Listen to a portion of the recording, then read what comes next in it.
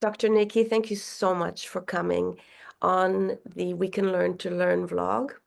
Thank you for having me. It's a pleasure.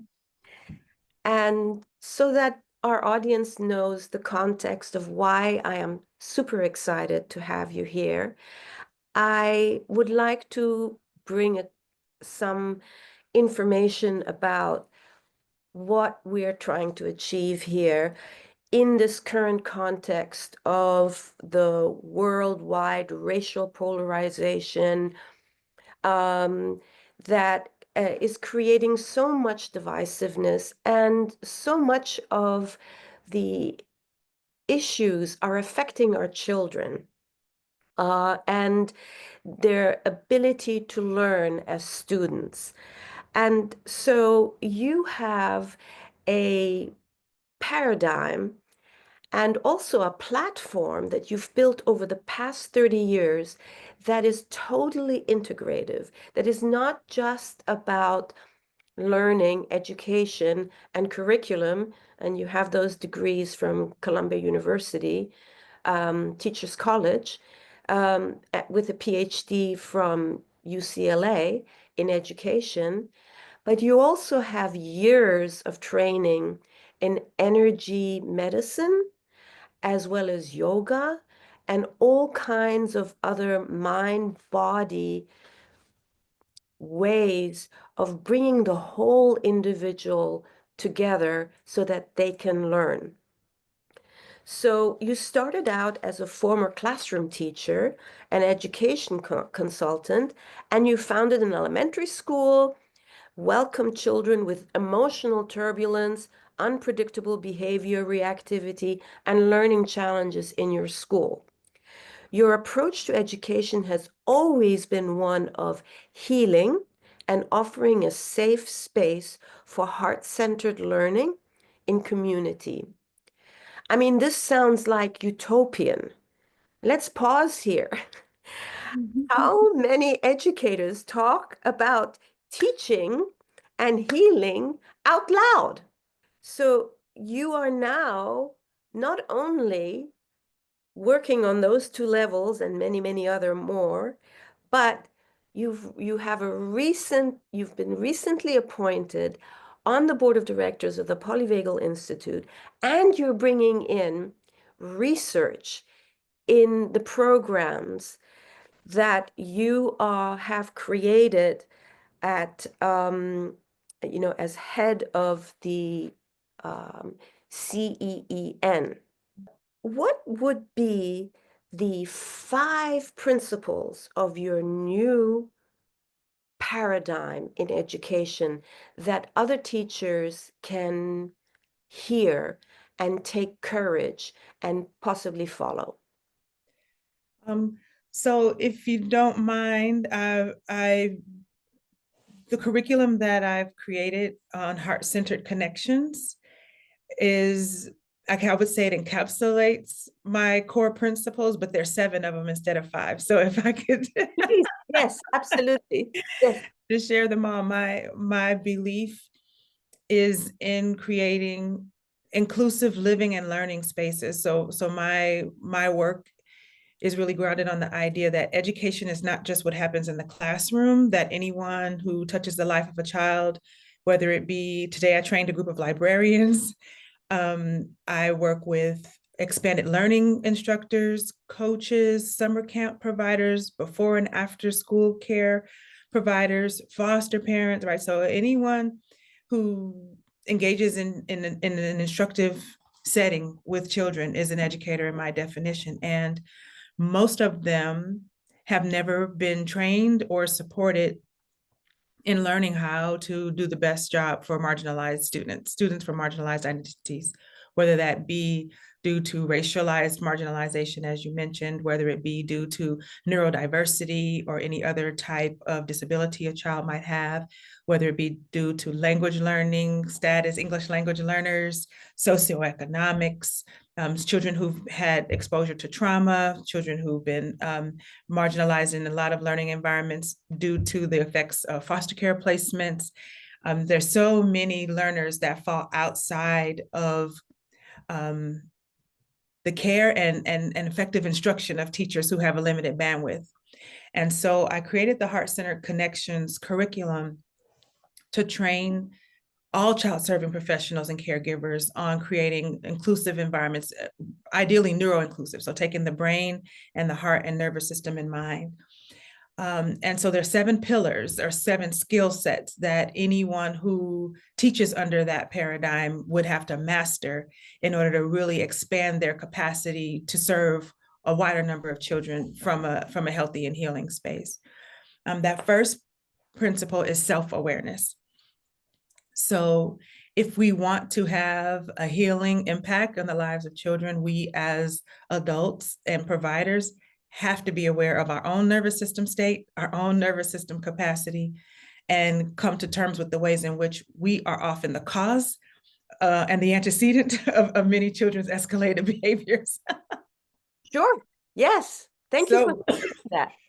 Excuse me. So from that perspective, our first work is building the mind-body capacity for adults. And so we do that through mindfulness work, through trauma-informed clinical breath work, through other types of nervous system stimulating practices to build vagal tone for the adults.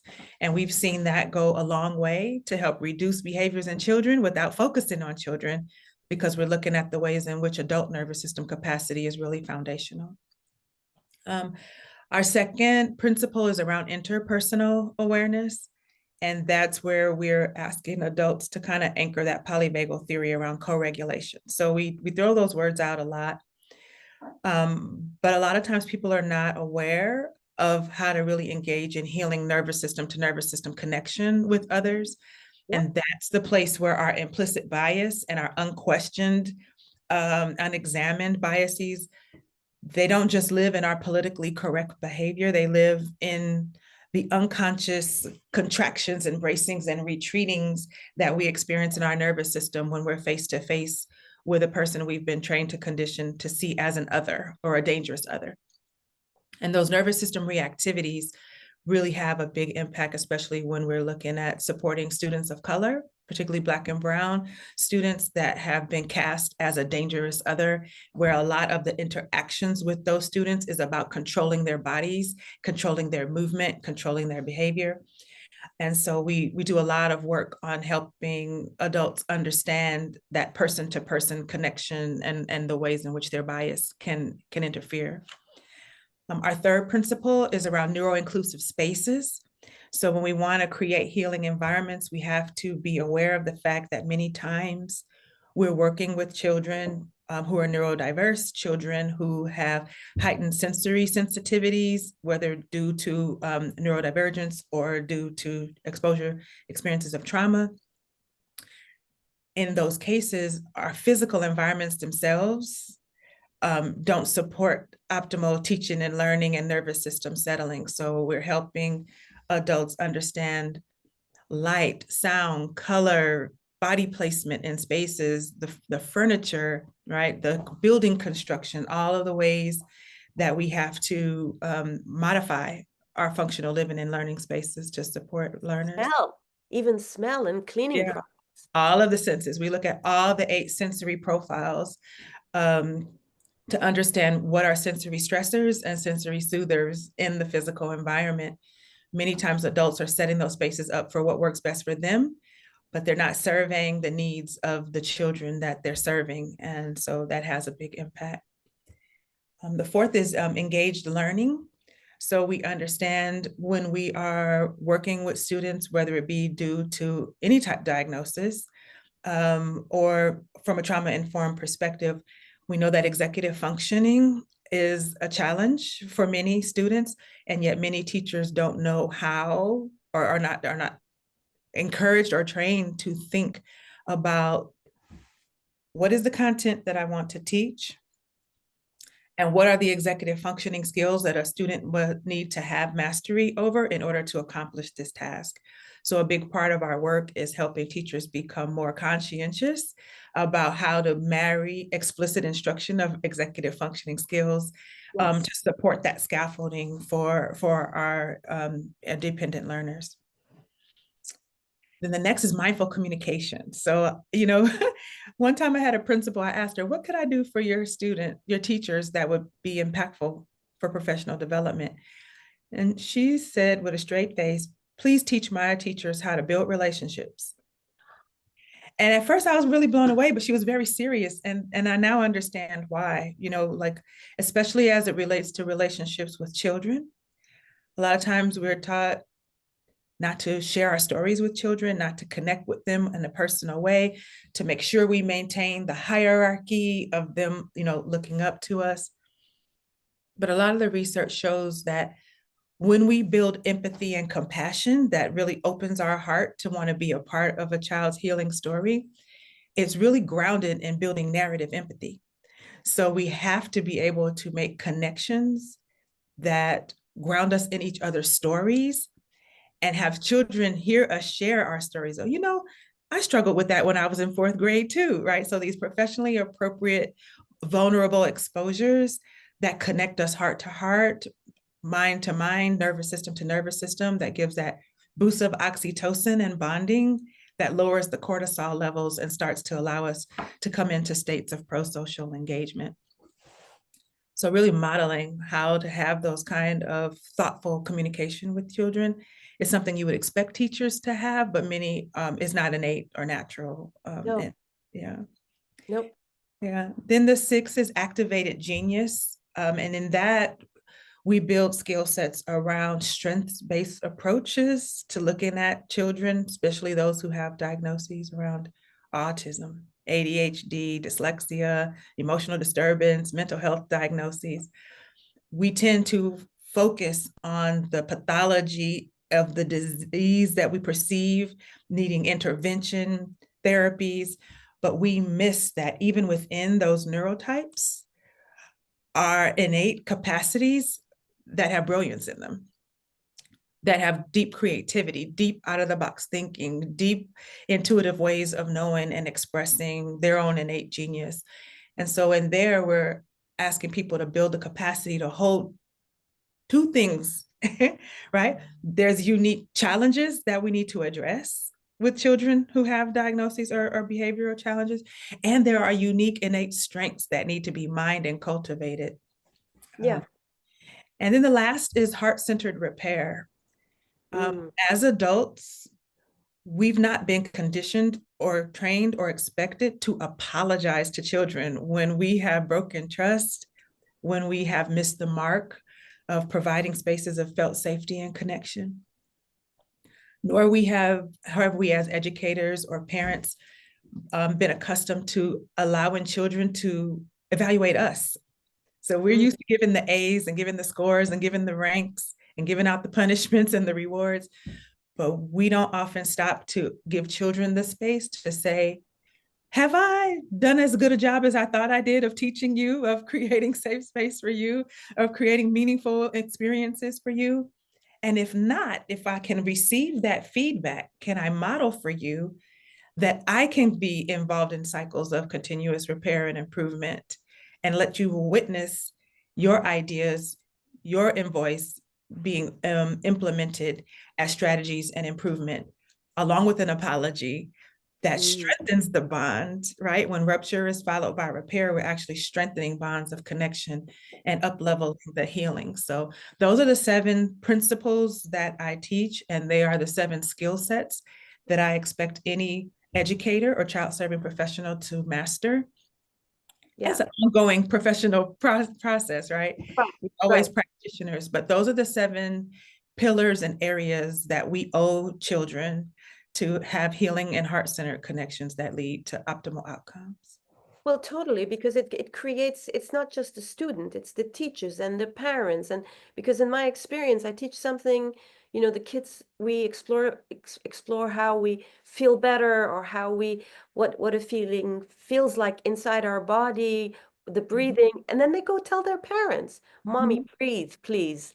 So it has a ripple effect to the whole community. how I see that healing spark in children as an empath. I think my own experiences led me down the path of understanding applied educational neuroscience. Is what led me into the certifications in clinical breathwork and yoga and secular mindfulness, those being a part of a healing path. So I'm excited that I've been able to bring, the educational neuroscience, and the research is now emerging to support a lot of that. But here at the University of San Diego, the Heart-Centered Connections curriculum has been designed as a non-degree professional certificate for educators and child serving professionals. It offers two non-degree continuing education units as well as a certificate. So up to now, this particular certificate has been rolled out in school districts throughout the state of California. And we've also delivered it in St. Louis schools. But this fall, we will be having open enrollment into the program. So we'll be welcoming educators from all across the country to fly out to San Diego for the retreat part of the work. And then that's a 3-day experience in person where we ground down on a lot of the foundational neuroscience that grounds our work in the curriculum. And then it continues with 8 virtual 2-hour sessions where we teach each of the 7 pillars that I just laid out previously. And then at the end of that, you submitting assignments and participating in the group work in the virtual space, practitioners earn a certificate. And so we're excited to expand that nationwide in this coming fall in October. And the hope there is that people who complete the program and see the difference that it can make in their practice with youth will be inspired to come back and do the trainer level of the certificate, where they can then teach the courses and be an adjunct in our work of spreading the work nationwide. I just want to thank you from the bottom of my heart for this uplifting presentation. And I'm so happy that people are going to know that there is a way for all of us to participate in providing a really heart-centered, holistic way for students to learn and become lifelong learners. Yes, I look forward to it. It's my dream in this work. Thank you, Dr. Niki.